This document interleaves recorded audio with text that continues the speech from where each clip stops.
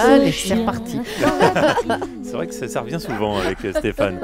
Bon, Julie, en tout cas, on connaît enfin la réponse à la question que pose Lynn Renaud depuis 1953. Pour se payer le chien dans la vitrine, eh bien, un milliardaire chinois a déboursé 1 million d'euros. Alors, il est comment ce chien, Stéphane, le plus cher du monde? C'est un petit chien jaune et blanc? Ah non, pas du tout, Ah bon. Guillaume. Hein. C'est un énorme chien de la taille d'un Saint-Bernard avec beaucoup plus de poils et tout rouge. Ah, Ouais, tout voilà. rouge. Et tout rouge, oui.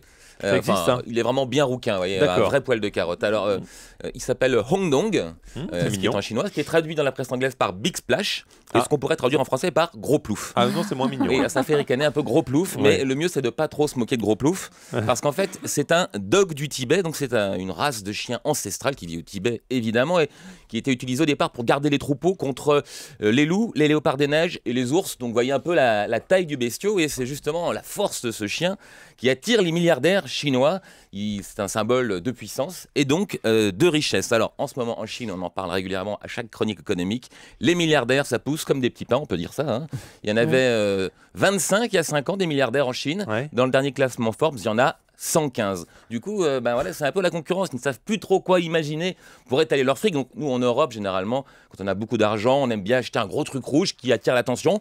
Une Ferrari, par exemple. Et ben, non, le gros truc rouge qui attire l'attention en Chine, c'est un dog du Tibet. Alors, les spécimens sont si rares qu'il s'est créé, comme dans un système capitaliste, une bulle spéculative. Il y a une bulle spéculative sur l'informatique, sur l'immobilier. Là, il y a une bulle spéculative, une micro-bulle, sur les dogs du Tibet.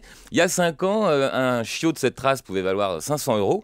Et aujourd'hui, ça monte jusqu'à donc 1 million, le chien le plus cher du monde qui a été vendu cette semaine. Donc, le pire, c'est que le milliardaire qui a fait fortune dans le charbon, qui a acheté ce chien, n'est même pas sûr de perdre de l'argent, puisque c'est un étalon comme un yearling, si vous voulez, mais du côté chien. Et chacune de ces saillies vaut 10 000 €. Ah, quand même. Ah oui, ça fait rêver. Hein. Et bien, figurez-vous que si donc, à raison de 50 saillies par an, ce qui est tenable pour un étalon comme Gros Plouf, il est remboursé au bout de 2 ans. Vous voyez, donc c'est finalement un bon investissement. Donc, on va faire un peu de géopolitique internationale, sachant que le chien préféré des Américains est le chihuahua de Paris Hilton, que le chien préféré des Chinois est le dog du Tibet Gros Plouf.